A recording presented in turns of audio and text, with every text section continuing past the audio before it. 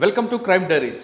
ఈ వారం మన గెస్ట్ 1991 బ్యాచ్ పోలీస్ ఆఫీసర్, పేరు జి హనుమంతరావు గారు, ఏసీపీ బాలానగర్ సైబరాబాద్ కమిషనర్. హనుమంతరావు గారు సైబరాబాద్ రాకముందు జిల్లాలో పనిచేశారు, ప్రస్తుతం సైబరాబాద్లో పనిచేస్తున్నారు. ఆయన డిపార్ట్మెంట్లోకి వచ్చిన తర్వాత స్టార్టింగ్లో ట్రెడిషనల్ క్రైమ్ ఉండేది, అంటే ఇంట్లో దొంగతనాలు జరుగుతుండేవి. వాళ్ళ దొంగతనం జరిగిందంటే ఆ దొంగ ఎవరు అనేది చెప్పేవారు, వ్యక్తులు ఉండేవారు. తర్వాత వైట్ కాలర్ అఫెన్స్ అంటే ఆర్థిక మోసాలు చూశారు. ప్రస్తుతం సైబర్ క్రైమ్ చూస్తున్నారు. సైబర్ క్రైమ్లో బాధితులు పడకుండా ఉండాలంటే ఎలాంటి జాగ్రత్తలు తీసుకోవాలనే విషయాన్ని హనుమంతరావు గారు తెలుసుకుంది. సార్ నమస్తే అండి. నమస్తే. హనుమంతరావు గారు, సాధారణంగా మీరు డిపార్ట్మెంట్కి వచ్చినప్పటికీ ఎక్కడైనా దొంగతనం జరిగిందంటే వాడు ఎంట్రీయా ఎగ్జిటా అంటే ట్రెడిషనల్ క్రైమ్ అది. అప్పుడులో డే హెచ్బియా నైట్ హెచ్బియా అని చూసుకొని పలానా వాళ్ళు చేశారు, ఇది పలానా ఎరుకల దొంగలు ఇంకో దొంగ చేసుకుని ఐడెంటిఫై చేసుకుని పట్టుకుని రోజులు చూసేవారు.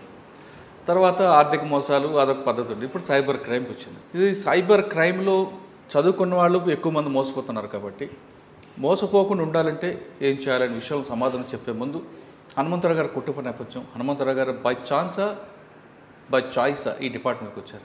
యాక్చువల్గా చెప్పాలంటే నేను లెక్చరర్గా పోదామని అనుకున్నాను. నేను ఎంఏ ఇంగ్లీష్ లిటరేచర్ చేశాను. నేను ఐ థాట్ ఆఫ్ గోయింగ్, నేను టీచింగ్ ప్రొఫెషన్కి వెళ్దాం అనుకున్నాను. మీ ఫ్యామిలీ బ్యాక్గ్రౌండ్ సార్? మా ఫ్యామిలీ, మా పేరెంట్స్, ఐ హెయిల్ ఫ్రమ్, నేను ప్రకాశం జిల్లా. ఎక్కడండి ప్రకాశంలో? ఒంగోలు ప్రక్కనే ఒక 25 కిలోమీటర్స్ ఉంటుంది, పల్లామల్లి అనే విలేజ్ మాది. అక్కడ మా పేరెంట్స్ ఉంటారు. మాకంతా వ్యవసాయ నేపథ్య కుటుంబం. నేను, మా బ్రదర్ శ్రీనివాసరావు, ఇద్దరు అన్నదమ్ములు. మేము సిస్టర్స్ కూడా ఎవరు లేరు మాకు. మా పేరెంట్స్ మొదటి నుంచి కూడా వ్యవసాయం బాగా ఉంది మాకు. ఒక 30 acres 40 acres మొదటి నుంచి కూడా కొంచెం ఊళ్ళో కూడా మంచి కుటుంబమేను. సో నేను చిన్నప్పటి నుంచి కూడా 6th క్లాస్ నుంచి కూడా అంతా కూడా బయట చదువుకున్నాను. ఒంగోలు, గుంటూరు, మహారాష్ట్ర, పూణేలో చదివాను నేను. మా తమ్ముడు ఒంగోలులో చదువుకున్నాడు. ఆ తర్వాత ఇద్దరమే కదా అని పొలాలు చూసుకున్నాం. మా తమ్ముడు విలేజ్లోనే ఉంటున్నాడు. నేను పూణే నుంచి నేను హైదరాబాద్కి వచ్చాను. సో ఏదో కాంపిటేటివ్ ఎగ్జామ్స్ రాద్దామనే ఉద్దేశంతో వచ్చి, అట్లాగే ఈ కాంపిటేటివ్ ఎగ్జామ్లో భాగంగా నాకు 2-3 జాబ్స్ వచ్చినాయి అదర్ దాన్ పోలీస్ ఆల్సో. అయితే నేను చాలామంది ఫ్రెండ్స్ ఏం చెప్పారంటే పోలీస్ జాబ్ చాలా బాగుంటుంది, క్యాపు, బుల్లెట్ అంతా చాలా దట్ లుక్ డిఫరెంట్గా ఉంటుంది, చాలా బాగుంటుంది అని సలహా ఇస్తే నేను రాశాను. అది వచ్చింది. నా ఖర్చు అప్పుడు 130 రూపాయలు. నేను ఈ జాబ్ రావడానికి నా ఖర్చు 130 రూపాయల అప్లికేషన్ మాత్రమే. అంతకుమించి ఎటువంటిది కూడా ఎవరికి కూడా ఎటువంటి ఖర్చు కూడా లేదు. సో అట్లా ఈజీగా నేను డిపార్ట్మెంట్ రావడం జరిగింది. సార్, చిన్నప్పుడు మీరు ఒంగోలులో కానీ మీ ఊర్లో కానీ, మీ ఊరు ఒంగోలు అనగానే రౌడీజం కనిపిస్తుంటుంది. Addanki bus stand, Nellore bus stand, అక్కడ ఇన్స్పెక్టర్లు, ఎస్ఐలు, ఆ వాతావరణం ఎప్పుడు చూసారా? అంటే వాస్తవం చెప్పండి, అప్పుడు నేను చిన్నపిల్లలు 10th ఇంటర్ వరకు మాత్రమే అక్కడ ఉన్నాం. సో పేరు అనేది కొంతమంది మీరు అన్నట్లు కరెంటు పోతే అక్కడ మటలు జరిగాయని, కరెంటు పోతే అక్కడ ఏదో కొట్లాలు జరిగాయని ఇంతవరకు తెలుసు. కానీ చిన్నపిల్లలం కాబట్టి మేము ఆ లోపలికి ఎప్పుడు కూడా డీప్గా వెళ్ళలేదు. మీరు అటు మాకు అక్కడ మేము చిన్నప్పుడు ఏమి వాళ్ళమంటే సినిమా వదిలిపెట్టారు, కరెంటు పోయింది అంటే మట జరిగింది అనుకునేవాళ్ళు. మేము చిన్నవాళ్ళం అప్పుడు చదువుకున్నాం, స్టూడెంట్స్ అప్పుడు. సో అటువంటి సంఘటనలు మేము విన్నాం. అయితే నేను గుంటూరు, ఆ తర్వాత ఇంటర్ తర్వాత నేను గుంటూరులో చదువుకున్నాను. గుంటూరు జేకేసీ కాలేజీలో చదువుకున్నాను నేను. సో అక్కడ ఉండే కానీ బట్ ఇటువంటి వాతావరణం ఎప్పుడు కూడా you believe me or not, నేను ఫస్ట్ టైం పోలీస్ స్టేషన్కి వెళ్ళింది నేను డిగ్రీ చదివేటప్పుడు. ఎవరో ఫ్రెండ్ సైకిల్ పోయిందంటే first time Guntur Randalapadu police స్టేషన్కి పోయాను నేను. అంతకుముందు పోలీస్ స్టేషన్ అంటే కూడా నాకు తెలియదు అసలు. అది కూడా ఫ్రెండ్ తోటి పోయాను కలిసి. సో ఆడ ఎక్స్పీరియన్స్, ఆయన హెడ్ కానిస్టేబుల్ కలిసి, ఓహో బాగా ఉంది ఇది, పర్లేదు, ఆయన మంచివాడు దొరికాడు మాకు లక్కీగా. ఆయన బాగా రిసీవ్ చేసుకొని ప్రాపర్గా స్టూడెంట్స్ కదా అని చెప్పి సైకిల్ పోయిందా ఆయన రాసుకొని ఇట్లా చెప్పి సైకిల్ మేము ఇప్పిస్తాం, ఎక్కడ వదిలి దొరికిద్ది అని ఆయన మంచి మాటలు చెప్పి పంపించడం జరిగింది అప్పట్లో. సో హెడ్ కానిస్టేబుల్ పరిచయం, పోలీస్ పరిచయం అయింది. కానీ మీకు మీరు పనిచేసిన ప్రాంతంలో కానీ చదువుకున్న ప్రాంతంలో కానీ ఎస్ఐలు కానీ ఎవరైనా చూసారా పలానా ఎస్ఐలాగా అవ్వాలరా అని? మీకంటే మీకు ఇన్స్పైర్ చేసిన వాళ్ళు కానీ రోల్ మోడల్ కానీ పోలీస్ ఎవరు ఉన్నారు? టు బీ ఫ్రాంక్, అంత నేనంటే టీచింగ్ ప్రొఫెషన్ ఇక ఎట్లా అనుకున్నాను కాబట్టి అంటే పోలీస్ దృష్టి లేదు అప్పుడు. యాక్చువల్గా అప్పట్లో ఈ ఉద్దేశం లేదు వాస్తవానికి. ఓకే. సో ఎక్కడైనా ఏదో లెక్చరర్ కావదాం, ప్రశాంతంగా టీచింగ్ ప్రొఫెషన్ అడాప్ట్ తీసుకుందాం అనే ఉద్దేశంలో ఉన్నాను. కానీ యాక్చువల్గా అప్పుడు ఆలోచించలేదు. బట్ అప్పట్లో మా దగ్గర నేను విన్న దాంట్లో స్టూవర్ట్పురం దొంగలు ఉండేవాళ్ళు. చోటుపురం దొంగ ఉన్నప్పుడు అక్కడ నాగేశ్వరరావు అని టైగర్ నాగేశ్వరరావు అని పేరు వినేవాడిని చిన్నప్పుడు మరీ చిన్న కిడ్స్ అప్పుడు ఎవరు మురళీ ఎస్ఐ గారు ఆయన బాగా ఆయన ఛేదించి పట్టుకున్నారు అనే విషయాన్ని మాత్రం అప్పట్లో మేము చిన్నప్పుడు విలేజ్లో కూడా వినేవాళ్ళం. ఆయన నాగేశ్వరరావు గారిని పట్టుకొని అరెస్ట్ చేసి ఆయన జైలుకి పంపించాడు. నాగేశ్వరరావు చాలా మంచి కార్యక్రమాలు చేసాడు దొంగనే, కానీ అటువంటి విషయాలు మాత్రం తెలిసే మాకు అప్పట్లో. అచ్చా, 130 రూపాయలతో అప్లికేషన్ కొన్నారు, వేశారు. ఫస్ట్ అటెంప్ట్ కొట్టారా? First attempt. నాకు ఇక తర్వాత ఏం లేదు, ఫస్ట్లోనే వచ్చింది. దీంతో పాటు 2-3 బ్యాంక్ ఆఫీసర్ జాబ్స్ కూడా వచ్చినాయి నాకు, కానీ అటు కూడా పోలేదు. ఎందుకంటే లెక్చరర్ అవుదాం అనుకుని మరి ఎందులోకి ఎందుకు వచ్చారు? అనుకున్నాం, ఇక్కడికి వచ్చాను. ఈ జాబ్లో అప్పుడు ట్రై చేయలేం. ఇంకా ఐ వాజ్ కిడ్, 22 ఇయర్స్ అప్పుడు నేను 22 ఇయర్స్కే నా పీజీ అయిపోయి నేను గుంటూరు అది పూణే ఫెర్గూసన్ కాలేజ్ చదివాను. It's what very reputed college. Even జేగీస్ కాలేజ్ రెప్యూటెడ్ కాలేజ్. అక్కడ చదివి నేను ఇక్కడికి వచ్చి చూద్దాం అనుకునేసరికి ఏదో నాకు పెద్ద టైం కూడా లేదు. ఓన్లీ విదిన్ స్పాన్ ఆఫ్ 3 మంత్సే నా పీజీ అయిపోయింది. నేను హైదరాబాద్ వచ్చాను, 3 మంత్స్లో రాశాను, వచ్చింది లక్కీగా. ఆ టైం కరెక్ట్ నోటిఫికేషన్ పడింది. ఫస్ట్ పోస్టింగ్ ఎక్కడ ఇచ్చారు ట్రైనింగ్ అయిన తర్వాత? ఫస్ట్ పోస్టింగ్ సంగారెడ్డిలో వేసాను. సంగారెడ్డి.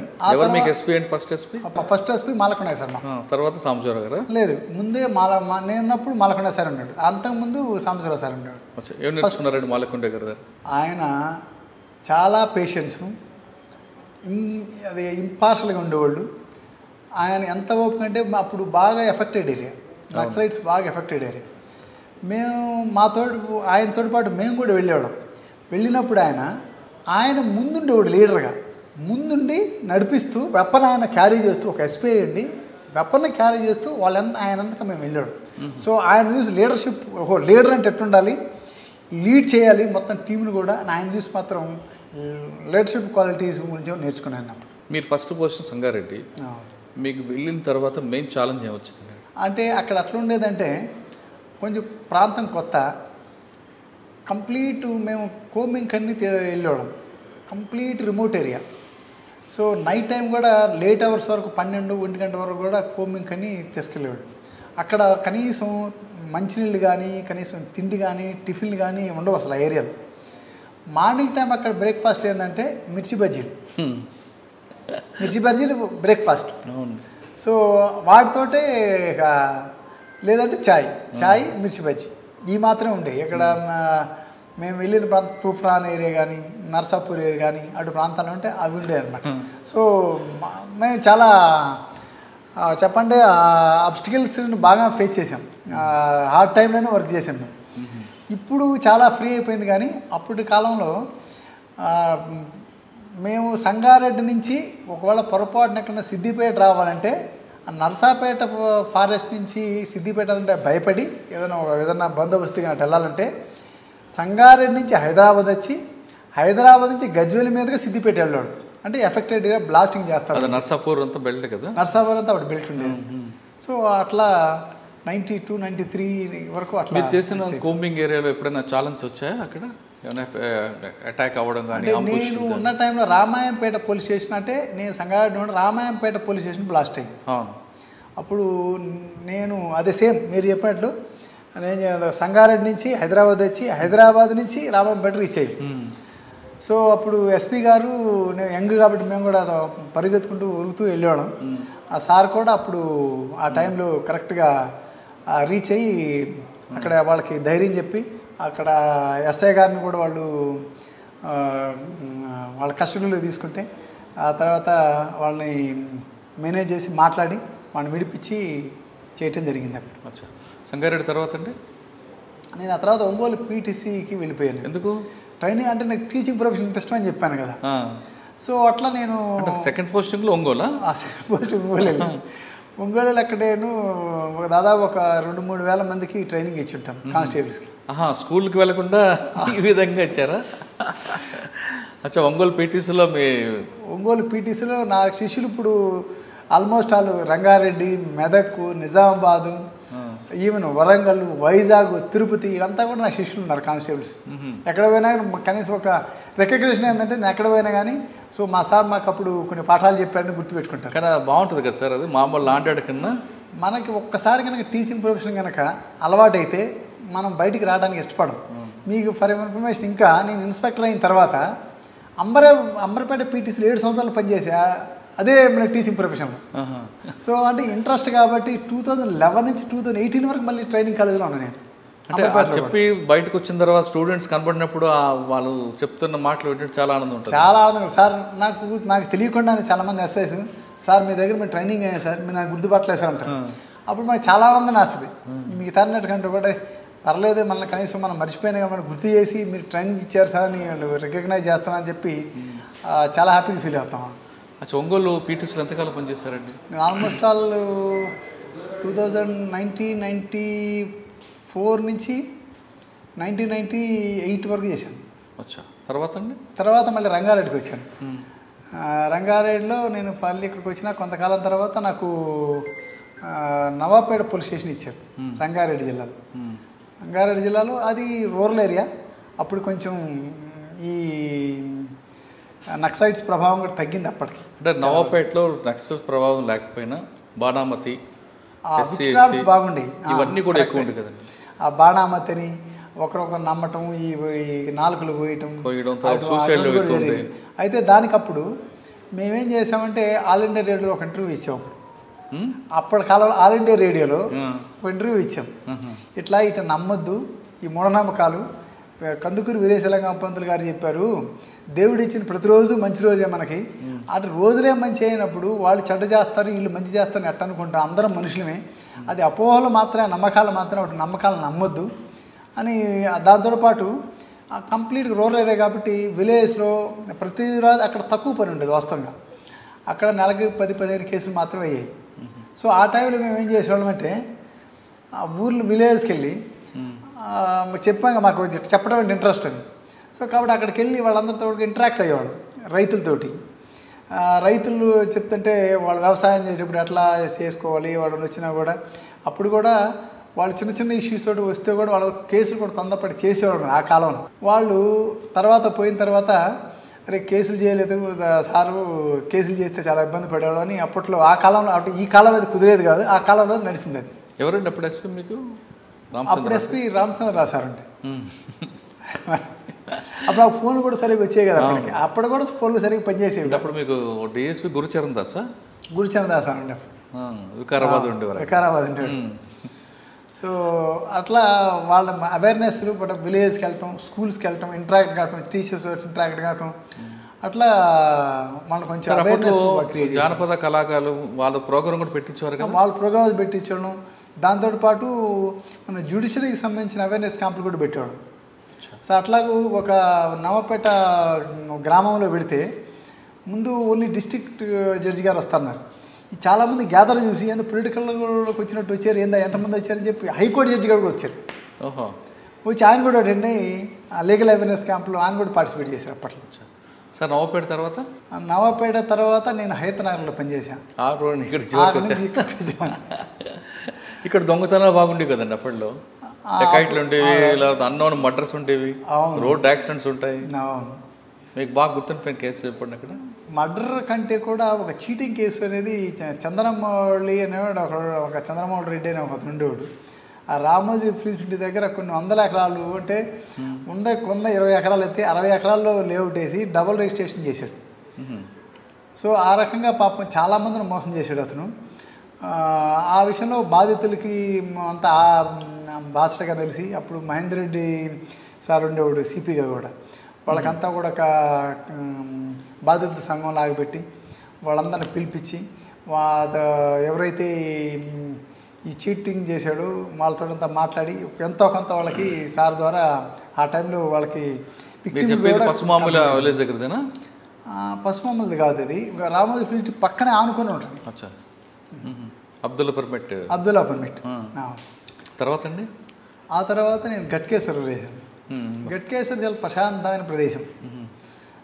అక్కడ కొంతకాలం చేశాను. ఆడంతా అన్నీ ప్రశాంతంగా ఉండే, చిన్న చిన్న ఇష్యూస్ ఉండేవి కానీ అంత పెద్దగా మర్డర్ అయ్యానే చిన్న చిన్న పెట్టి ఇష్యూస్ కోసం మర్డర్ అయ్యాయి.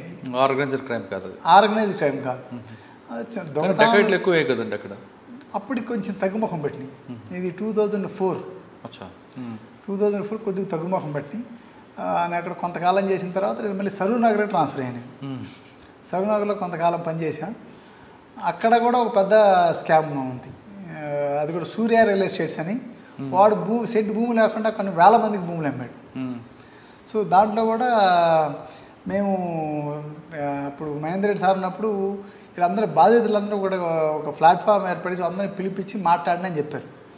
మేము ఒక ఫంక్షన్ హాల్ తీసుకొని మాట్లాడితే కనీసం పెళ్లి కంటే ఎక్కువ మంది వచ్చారు దాన్ని. వాడు బాధితులు. సో పాపం బాధ వస్తుంది, బాధ వేసేది బాగానే. కానీ అయితే కేసు రిజిస్టర్ చేసాం మేము. సరూర్ నగర్లో కొన్ని, హయత్ నగర్లో కొన్ని. అంటే అది ఆఫీస్ ఏమో సరూర్ నగర్లో ఉండేది, అతను రిజిస్ట్రేషన్స్ అన్నీ జరిగే కదా హయత్ నగర్లో ఉండేవి. అప్పుడు ఎవరైతే ఈ ఇన్వాల్వ్మెంట్ అయ్యాడని చెప్పి ఎస్ఆర్ఓ ఉంటాడు, రిజిస్ట్రార్ని కూడా అక్యూజ్గా మేము చేసి రిజిస్ట్రార్ని కూడా అరెస్ట్ చేయడం జరిగింది. అప్పుడు సార్ మీరు సరూర్ నగర్లో పనిచేసిన టైంలోనే అట్రాక్షన్ డైవర్షన్ గ్యాంగ్ ఉంటుంది. అవును. ఆ గ్యాంగ్ కోసం మీరు పడ్డ కష్టం సార్ చెప్పండి. అటెన్షన్ డైవర్షన్ మేము అప్పట్లో స్నాచింగ్ జరిగిందంటే మేమే చేసినట్టు లేచి నుంచున్నాం సీట్లో నుంచి. ఎందుకంటే మాకు ప్రెజర్స్ అట్లుండే. అంటే ఆఫీసర్స్ కూడా వాళ్ళు సదుద్దేశంతో చెప్పేవాళ్ళు, చెడు ఉద్దేశం కాదు. మాకు ఆ రకంగా ఇన్స్ట్రక్షన్స్ ఇస్తే ఆ భయానికి మేము కూడా ఏం చేసేవాళ్ళం అంటే ఇమ్మీడియట్గా ఏరియాలోకి వెళ్ళి అన్నీ కూడా టీంలు ఫామ్ చేసి ఎక్కడికక్కడే క్రైమ్ ఎస్ఐ ఒక సైడ్ ఎంతమంది అయితే లా అండ్ ఆర్డర్ ఎస్ఐ అంతమంది లా అండ్ ఆర్డర్స్ ఎటైతే వాళ్ళు విత్డ్రా కావడానికి అవకాశం ఉన్న ప్రతి రూట్కి కూడా ముగ్గురు నగలు మఫ్టీలు పంపించి వెహికల్ చెకింగ్ చేసి అట్లా పట్టుకున్న సంఘటనలు కూడా ఉన్నాయి. అది కాకుండా మీకు అప్పుడు ఇన్స్పెక్టర్ చంద్రశేఖర్ గారు ఉండేవారు. అవును. ఆయన మీరు మీ టీం అంతా కలిపి వెంకటేశ్వరం ఇంకొక ఎస్ఐ ఉండేవారు. మీరే ఒక డెమో చేసి ఇచ్చారు, గుర్తుందా? ఆ టైంలో చాలా కార్యక్రమాలు చేసాం, కొన్ని సమయాల్లో బ్లేమ్ కూడా అయ్యాం. సో రకరకాల బట్ అఫ్కోర్స్ తర్వాత అది కాదని ప్రూవ్ అయింది. మీరు అన్నట్టు కొన్ని లైఫ్లో మనకి సంబంధం లేని విషయాలు కూడా కానీ బ్లేమ్ అనవసరంగా అయ్యారు కదండి అనిపిస్తుంది. అనవసరం, 100% అనవసరం. నాకు అసలు సంబంధమే లేని విషయం అది అయ్యాం. But I came out with clean chit అది డిపార్ట్మెంట్ ద్వారానే. So after enquiry clean chit ఇచ్చారు. కరెక్టే, కానీ ఆ రోజు ఆ డ్యామేజ్ మాత్రం మీరు అన్నట్టు ఆ డ్యామేజ్ రికవర్ కావటం. బట్ వన్ థింగ్ ఏంటంటే నాకు ఒక గుడ్డో బ్యాడ్ నాకు తెలియదు, కానీ నాకు డిపార్ట్మెంట్లో మంచి పేరు ఏంటంటే అయ్యో పాపం వాడు అటు చేస్తాడా అనే పేరు అయితే ఉంది. కానీ పబ్లిక్లోకి వచ్చేసరికి లేదంటే మీ ఇంట్లో కానీ చుట్టుపక్కల కానీ చిన్న మా నాన్న ఒక మాట చెప్పారు, దీనికి కరెక్ట్గా చెప్తా. దీనికి నీకు మా నాన్న ఏం చెప్పారంటే నీకు తెలిసిన వాళ్ళు నీ గురించి ఏమనుకుంటారు అన్నాడు. నీకు తెలిసిన వాళ్ళు నీ గురించి ఏమనుకుంటారు, నీ గురించి చెడ్డగా అనుకుంటారా మంచిగా అనుకుంటారా అడిగారు. నా గురించి మనకు తెలిసిన వాళ్ళు అయితే ఊరు చెడ్డగా అనుకోరు నాన్న అన్న. మరి తెలియని వాళ్ళ గురించి నీకు ఎందుకు అన్నాడు ఆయన. ఇప్పుడు మంచి చెడ్డ ప్రతి చోట ఉంటుంది. తెలిసిన వాళ్ళు నువ్వు చెడ్డగా అనుకుంటే నువ్వు తప్పు చేసినట్టు, తెలియని వాడు చెడ్డగా అనుకుంటే నీకు సంబంధం లేని విషయం. సో దాన్ని నువ్వు రిపేర్ చేయలేవు, అందరూ ప్రతి ఒక్కరి దగ్గర నువ్వు చెప్పలేవు. మంచి మాట చెప్పారు ఆయన. అందుకని ఆయన అంతకుముందు నేను కొంచెం గిల్టీ ఫీల్ అయ్యండి, అది ఎవడండి అనుకుంటాడు అని. ఆ తర్వాత ఆయన మాట చెప్పిన తర్వాత చాలా ధైర్యంగా ఫీల్ అయ్యాను. నాన్న చెప్పిన తర్వాత ఇంకా మనకి తిరిగే ఉంది అంతే కదా. నాన్న అమ్మ చెప్పిన తర్వాత ఓకే. సరూర్ నగర్ తర్వాత ఎక్కడికి వచ్చారండి? సరూర్ నగర్ తర్వాత నేను కొంతకాలం నిజామాబాద్ ఒక పోస్టింగ్ చేశాను, కోటగిరి పోలీస్ స్టేషన్లో షార్ట్ పీరియడ్. ఆ తర్వాత సుల్తాన్ బజారు, ఆ తర్వాత ప్రమోషన్ వచ్చింది. ఆ తర్వాత ప్రమోషన్ తర్వాత ఆల్మోస్ట్ ఆల్ 11 నుంచి 18 వరకు పీటీసీలో పనిచేశాను. సార్ కోటగిరిలో ఎలాగుంటుంది క్రైమ్ కల్చర్? అక్కడ అన్ని అదంతా కూడా సెటిలర్స్ అంతా కూడా ఆంధ్ర నుంచి సెటిల్ అయిపోయిన వాళ్ళు ఉంటారు అక్కడ. కోటగిరి అంటే జస్ట్ మనకి బోర్డర్, మన మహారాష్ట్ర బోర్డర్. అక్కడ అన్ని చిన్న ఇష్యూస్ ఉండేవి. ఈ రైతులు చిన్న కొట్లాడుకోవడం, చిన్న దొంగతనాలు. ఆ తర్వాత రైస్ అప్పట్లో నేను పోయేసరికి అది లేదు ఆ కల్చర్. అంతకుముందు ఎట్లుండేదంటే ఇప్పుడు మనకు ఆంధ్ర యునైటెడ్ ఏపీ ఉన్నప్పుడు ఇక్కడ నుంచి ఆ మహారాష్ట్రకి రైస్ని తీసుకుపోయాడు దొంగతనంగా, అక్కడ ఎక్కువ రేటుకి అమ్ముకునేవాడు. కానీ నేను పోయేటే అది కూడా ఏం లేదు యాక్చువల్గా, ప్రశాంతమైన ఏరియా. నేను పోయేసరికి ప్రశాంతమే, పెద్ద ఇష్యూస్ ఏమి ఉండేవి కాదు అక్కడ. కోటగిరి తర్వాత సుల్తాన్ బజార్ షార్ట్, ఈ రెండు కూడా చాలా షార్ట్ పీరియడ్. తర్వాత అండి ఆ తర్వాత ప్రమోషన్, ఆ తర్వాత పీటీసీ ఆల్మోస్ట్ ఆల్ 7 years. పీటీసీలో ఎలాగుంటుందండి మీకు? నేను బాగా ఎంజాయ్ చేసే ప్రదేశం ఏంటంటే ఆ పీటీసీని. ఎందుకంటే నాకు టీచింగ్ కొంచెం ఇంట్రెస్ట్, పైగా నాకు చెప్పాలనే ఆనందం ఎక్కువగా ఉంటుంది నాకు. ఇది పిల్లలకి ఏదైనా ప్రిపేర్ నేను 1 గంట చెప్పాలంటే నేను 2 hours ప్రిపేర్ అవుతాను. ఎందుకంటే అది ఎప్పుడు కూడా మనం చెప్పేది ఇంటాక్ట్గా వాళ్ళకి చేరాలి. అప్పుడే మనల్ని వాళ్ళు గుర్తుపెట్టుకుంటారు. మనం గుర్తుపెట్టుకోవాలంటే మనం వాళ్ళకి బాగా టీచ్ చేయగలగాలి అని మనసులో బాగా అనుకొని ప్రిపేర్ అయ్యి బాగా వెళ్తాం. సార్ అంబర్పేట పీటీసీ అనగానే మంచి పేరు ఉందండి, అంత డౌటే లేదు. కానీ హాస్టల్ విషయంకి వచ్చేసరికి కొంతమంది ఆఫీసర్లు కొల్యూట్ అవుతారనేది వార్త ఉంది. అంటే సో హ్యాపెన్స్, నేను కాదని చెప్పను అవునని చెప్పను, ఎందుకంటే మేము ఓన్లీ నేను ఐ నెవర్ మెస్ ఇన్ఛార్జ్ కానీ అటువంటి ఇప్పుడు నేను పనిచేయాలి. యాక్చువల్గా ఉన్నంతకాలంలో కూడా నేను ఓన్లీ మా టైమింగ్స్ ఉంటాయి. మాకు 9 o'clock స్టార్ట్ అవుతాయి, 5 o'clock క్లాసులు జరుగుతాయి. మాకు ఒకరోజు 3 క్లాసులు ఉంటాయి, ఒకరోజు 4 క్లాసులు ఉంటాయి, ఒకరోజు 2 క్లాసులు ఉంటాయి. ఆ క్లాసులు అటెండ్ అవుతాం, ఉంటాం, ఏమైనా ఉంటే నోట్స్ ప్రిపేర్ చేసుకుంటాం, పీపీటీస్ ఉంటాయి, పవర్ పాయింట్ ప్రెజెంట్ అవి తయారు చేసుకుంటాం నెక్స్ట్ డేకి. అంతవరకు చూసుకుని వచ్చేవాళ్ళం, కానీ అదర్ వేరే ఉన్న విషయాల్లో పెద్ద ఇన్వాల్వ్ అయ్యేవాళ్ళం కాదు. సార్ పీటీసీలో మీరు క్లాస్ చెప్తున్నప్పుడు ఇండోర్ అవుట్డోర్ సంబంధించినప్పుడు ఇప్పుడు ట్రెండ్ ఏం నడుస్తుంది, క్రైము ఎలా దాన్ని అవుట్కమ్ చేయాలి, ఒక మాబ్ గ్యాదర్ అయితే ఎలా దాన్ని మనం రెస్క్యూ చేయాలి, ఇటువంటి విషయాలు నేను నేర్పుతుంటారా, లేదంటే ఓన్లీ బుక్స్ వరకే చెప్పుకుని వస్తారు? లేదు, బుక్స్ తోటి పాటు ప్రాక్టికల్గా అప్పుడే డే టు డే లైఫ్లో ఏమేమి జరుగుతుంది, క్రైమ్ ఎటువంటి క్రైమ్ జరుగుతుంది. మీరు అన్నట్టు ఇంతకుముందు అన్నారు ట్రెడిషనల్ క్రైమ్ అడ్డ జరిగేది, రాను రాను ఎట్టట్లది మార్పు చెందుతూ వస్తుంది. ముందు ట్రెడిషనల్ క్రైమ్ జరిగేది, ఆ తర్వాత ఎకనామిక్ క్రైమ్ స్టార్ట్ అయ్యి, ఆ తర్వాత సైబర్ క్రైమ్ స్టార్ట్ అయ్యి, ఇక ముందు ఆర్టిఫిషియల్ ఇంటెలిజెన్స్ ఇంకేం జరుగుతాయో. సో డేస్ని బట్టి నేరాలు కూడా మారిపోతుంటాయి. ఒకప్పుడు ట్రెడిషనల్ క్రైమ్ అంటే అతను ఎక్కడి నుంచో వచ్చి బలవంతంగా ఒక ఇంట్లోకి కన్నం వేసు, లేదంటే లాక్ బ్రేక్ చేసు బలవంతంగా వెళ్ళి అక్కడ తీసుకుంటాడు, వాడు భయం దొరుకుతాను ఉంటాను మళ్ళీ ఎట్లుండేయాలి. అయితే ఇప్పుడు అటువంటివి లేకుండా ఆ తర్వాత ఎకనామిక్ అఫెన్స్ స్టార్ట్ అయింది. ఎట్లాగూ ఏదో ఒకటి అమ్మటం, దొంగ ఫేక్ డాక్యుమెంట్స్ క్రియేట్ చేయటం, దానికి ఈజీగా మనీ సమ్ చేయటం. ఆ తర్వాత ఇప్పుడు వచ్చి అసలు ఎక్కడ కదలకుండా ఉన్న దగ్గర కూర్చొని మోసం చేయటం. సో ఈ సైబర్ క్రైమ్స్ ఏది మరీ ఎక్కడో ఉంటాడు నేరస్తుడు, ఎక్కడో రాజస్థాన్లోను, జార్ఖండ్లోను, వెస్ట్ బెంగాల్లోను, సో ఎక్కడో ఉంటాడు, నేరం మాత్రం ఇక్కడ జరుగుతుంది. సో ఆ రకాలు కూడా కొన్ని కోట్ల రూపాయలు నష్టపోయిన వాళ్ళు ఉన్నారు రకంగా సైబర్ క్రైమ్స్ ద్వారా.